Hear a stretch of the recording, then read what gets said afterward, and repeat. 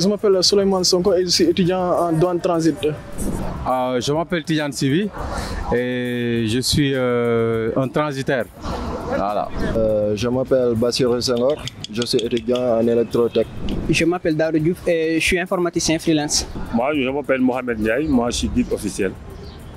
Bon, je m'appelle Aïssatou Diop et je suis étudiante en deuxième année dans la section du douane transit à la Chambre de commerce de Dakar.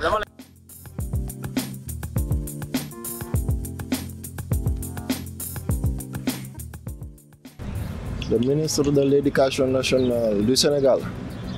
Bon, je reconnais, mais je ne connais pas son nom exact. Le ministre de l'Éducation nationale du Sénégal, c'est Mamadou Talla. Le ministre de l'Éducation nationale, c'est Mamadou Talla. Le ministre de l'Éducation nationale du Sénégal est M. Mamadou Talla. Je pense que le ministre de l'Éducation du Sénégal, c'est Mamadou Talla.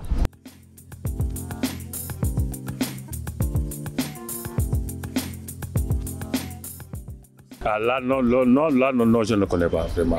Le ministre de l'Enseignement supérieur, Cheikh Omar Anne. Le ministre de l'Enseignement supérieur est M. Cheikh Omar Anne. Je crois que le ministre de l'Enseignement supérieur, c'est Cheikh Omar Anne. Ouais.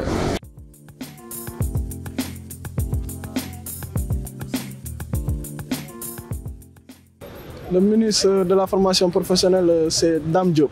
Le ministre de l'Emploi, c'est Dame Diop. Monsieur Dame Diop, oui. Monsieur Dame Diop. Et pour ce dernier, c'est M. Dame Diop.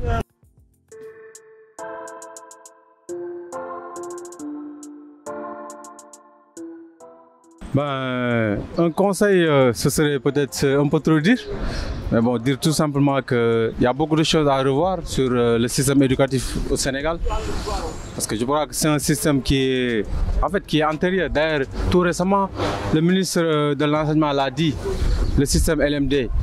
Bon, on l'a amené ici au Sénégal, mais ça ne s'adapte pas au Sénégal, quoi.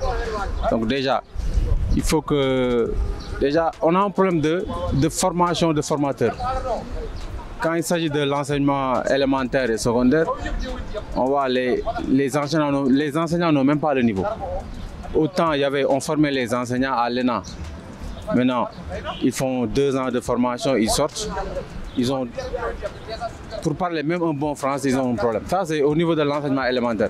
Maintenant, pour l'enseignement supérieur, moi, j'ai fait l'université. Et comme on dit, je l'ai toujours dit, je discute avec des amis, je leur dis que normalement, on devait faire le bac, on fait un concours pour le bac, un examen, et on fait un concours d'entrée à l'université. Parce que tout le monde ne peut pas faire les études supérieures. C'est ça le problème au Sénégal. Tu vas à l'université est pléthorique, les amphis sont bondés. Maintenant, l'université forme les chômeurs. Maintenant, derrière le système LMD, qu'est-ce que les étudiants disent? C'est lutte, musique, danse. Donc c'est parce qu'il y a un problème. On devait normalement faire un concours d'entrée à l'université. L'université doit être l'élite, l'élite de demain. C'est eux qui doivent faire l'université. Maintenant, on peut créer des UVS. Je pense que le gouvernement a initié de faire les UVS, les universités de formation professionnelle. Maintenant, les autres vont s'orienter dans ces universités pour faire une étude professionnelle et diplômante. Donc je pense que c'est la réforme à faire. Sinon, si ça continue comme ça, vous l'avez vu, maintenant l'université ne forme que des chômeurs et des ambulants. Voilà. Moi, mon conseil, c'est d'abord d'améliorer le système éducatif en envisageant de créer de nouveaux plateformes pour régulariser les cours. Par exemple, les gens qui sont à l'université et les gens qui suivent les cours en ligne, de les aider à mieux s'améliorer dans le domaine de l'éducation en leur fournissant des moyens spéciaux pour améliorer leurs cours et de mieux s'innover et de les motiver en les aidant dans le domaine de la compréhension et ce qui concerne les langages, etc. etc. C'est ça mon conseil. Si j'avais un conseil à leur donner, autant pour moi, okay, ce serait comment dirais-je, de mieux favoriser l'insertion des jeunes. Parce qu'ici au Sénégal, on voit les jeunes qui ont, comme par exemple, si tu as le bac L, tu es contraint à faire des séries qui sont complètement littéraires. Et tu n'es pas libre de faire un choix, contrairement à ceux qui ont le bac S. et surtout de favoriser la spécialisation. Comme par exemple depuis le CM ou bien le lycée, pour spécialiser les élèves dans un domaine bien précis, au lieu d'attendre qu'ils aient le bac pour se spécialiser. Personnellement, je veux bien que ces ministres exploitent, c'est-à-dire essayer de voir les étudiants qui ont le diplôme, que ce soit la médecine, vous savez qu'au Sénégal, il y a beaucoup de manquements de professeurs, d'enseignants. Bon, là, s'ils se focalisent sur ça, là, il y aura beaucoup de travail parce qu'on ne peut pas compter des étudiants qui ont leur diplôme et qui n'ont pas de boulot. Là, il faut gérer ça. Bon, après, il y a le secteur informel. Là, les Sénégalais sont braves. Il y a des gens qui n'ont pas de maîtrise, mais ils sont dans le secteur informel. Là aussi, c'est bien. Mais en premier, ils doivent vraiment se focaliser aux étudiants qui ont leur diplôme. Parce que vous savez que là, c'est du talent. Il y a des étudiants qui sont prêts à relever les défis. Hein, voilà. Un conseil à leur donner, bon, c'est de descendre souvent dans les lieux d'apprentissage, de voir l'état des élèves, l'état des étudiants, et de pouvoir les écouter afin de pouvoir bien subvenir à leurs besoins et de mener à bien leur étude, quoi.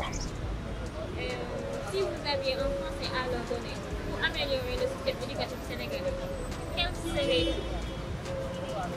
Bon, le système éducatif, d'abord je vais commencer au niveau du secondaire, à partir de la terminale du moins.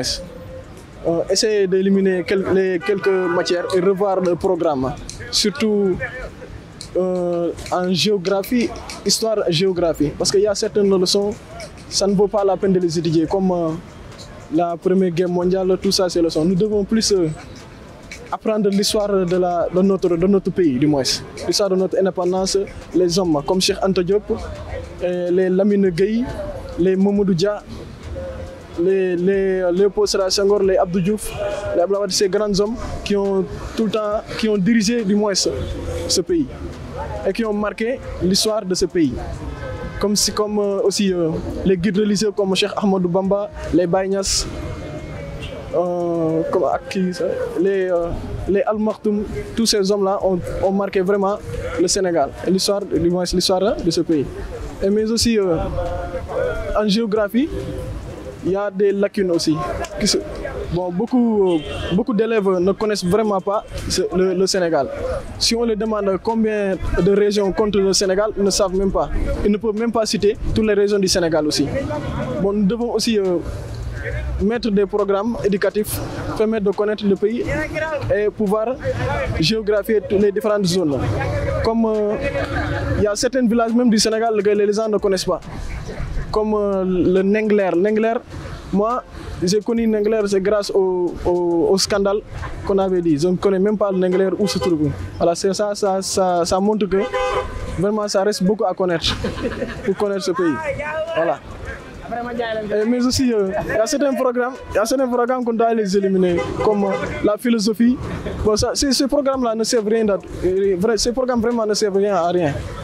Mais aussi améliorer la formation professionnelle des jeunes, pousser les jeunes plus à la formation professionnelle, comme la technologie, l'informatique, apprendre aussi l'entrepreneuriat. L'entrepreneuriat doit être appris depuis la secondaire, comme les lycées.